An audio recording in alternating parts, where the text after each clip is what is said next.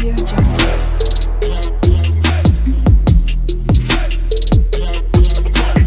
Audio Jungle. नमस्कार विद्यार्थी मित्रांनो, तुमचं आपल्या गॅरी गुरुजी या चॅनलवर मनापासून स्वागत आहे. तर मित्रांनो, आज आपण अभ्यासणार आहोत इयत्ता 7वीतील 7th स्टँडर्डमधील 4.2 the baby pangolins night out. तर विद्यार्थी मित्रांनो, या बेबी पेंगोलिन्स नाईट आऊट या चॅप्टरला सुरुवात करण्यापूर्वी, याची सेंट्रल आयडिया ॲनिमेटेड कार्टूनच्या माध्यमातून बघण्यापूर्वी आपण या टायटलचा पहिल्यांदा अर्थ समजून घेऊया. तर मित्रांनो, बेबी म्हणजे काय? लहान बाळ. आणि पँगोलिन म्हणजे काय? तर पँगोलिन हा एक जंगली वन्य प्राण्याचा प्रकार आहे. ही एक जंगली मांजर आहे आणि ही एक अशी विलक्षण दुर्मिळ मांजर आहे की जिचं शरीर हे टणक खवल्यांनी झाकलेलं असतं, जसं की तुम्ही आता या इमेजमध्ये पाहू शकता. आणि ही जी काही मांजर आहे ती विशेषतः कीटक आणि वाळवी मुंग्या खाणारी असते आणि संकट आल्यास ती स्वतःला गोल करून त्याचं संरक्षण देखील करते. तर अशी असते ही पँगोलिन मांजर. आणि नाईट आऊटचा अर्थ आहे रात्रीची भ्रमंती किंवा रात्रीची सफर, म्हणजे रात्रीचे फिरायला जाणे, अशा प्रकारचा याचा अर्थ आहे. तर बेबी पँगोलिन्स नाईट आऊट म्हणजे काय? तर लहान जी काही पँगोलिन मांजर आहे तिची जी काही रात्रीची सफर आहे आणि या सफरमध्ये, या भ्रमंतीमध्ये तिची आई तिला त्यांच्या भविष्यातल्या धोक्यांबद्दल, काही दुष्ट मानवांबद्दल आणि काही चांगल्या संघटनांबद्दल माहिती देते आणि त्यांच्या इतर प्रजातींबद्दल देखील तिला सजग करते. तर अशा प्रकारची ही एक स्टोरी आहे. तर चला पाहून घेऊयात कार्टूनच्या माध्यमातून बेबी पँगोलिन्स नाईट आऊट. अरे बाळ, उठ, आज आपण मुंग्या खायला जाऊयात. मदर पँगोलिनने आपल्या 1 महिन्याच्या बाळाला आपल्या लांबट निमुळत्या तोंडाने प्रेमाने हलकेसे ढकलले. बाळ दिवसभर झोपल्यानंतरही अजूनही झोपेच्या गुंगीतच होते. आई त्याला समजावत होती, तू नेहमी बाहेर घेऊन जाण्यासाठी सांगतोस, तू नेहमी म्हणतोस की दूध पिऊन कंटाळा आला आहे, आता उठ, तयार हो.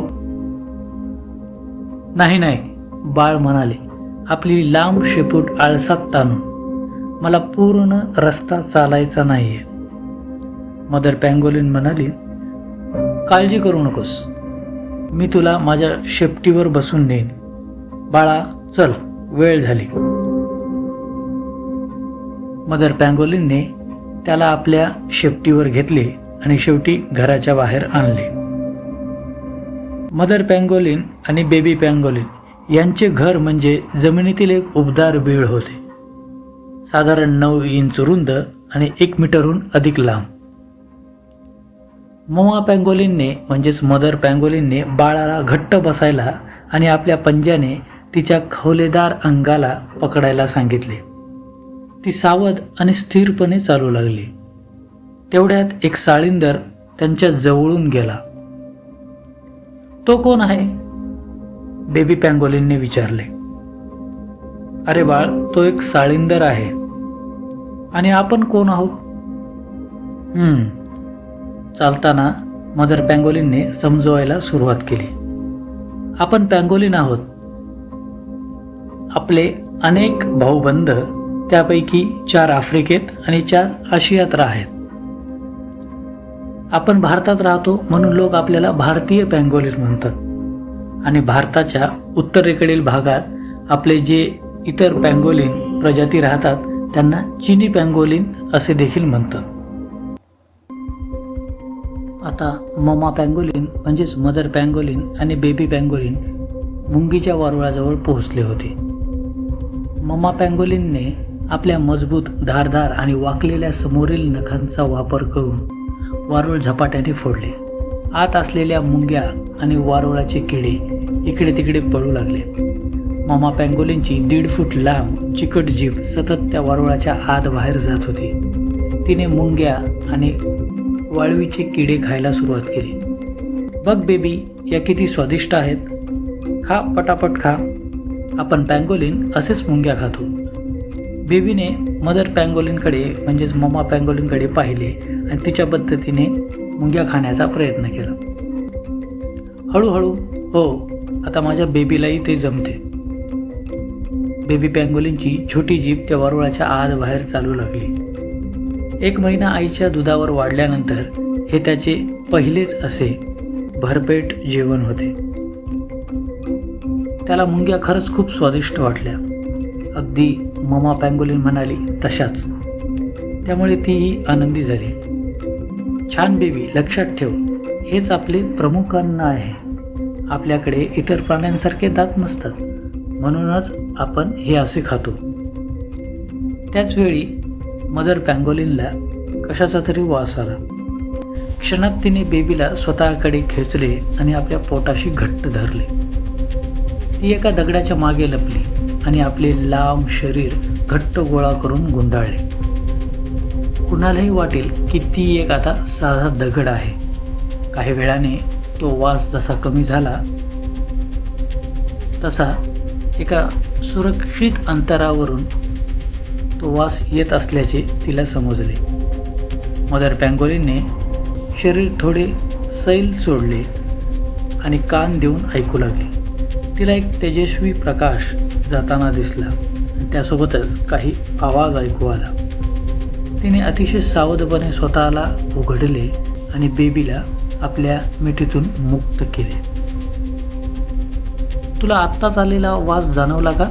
तो इतर सर्व गोष्टींपेक्षा चांगला, लक्षात ठेव, कारण हा माणसांचा वास आहे आणि या माणसातील काही लोक खूप दुष्ट असतात. ते आपली घरटी शोधतात आणि ती खोदून त्याला नष्ट करतात. ते आपल्याला मारतात आणि आपले मांस खातात आणि आपल्या खवल्यांना विकून भरपूर पैसा कमवतात. कारण माणसांना वाटते की हे जे काय आपले खवले आहेत हे औषधी गुणधर्म या खवल्यांना आहेत, म्हणून ते या खवल्यांना विकून पैसे मिळवतात.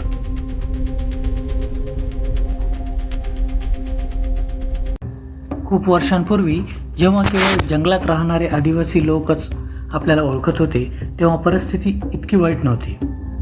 ते देखील प्राण्यांची शिकार करत असत, पण केवळ उपजीविकेसाठी, लोभासाठी नव्हे. आता तुला सतर्क राहावे लागेल, विशेषतः लोभी लोकांपासून, ज्यांचा वास आता आपल्या ओळखीचा झालेला आहे.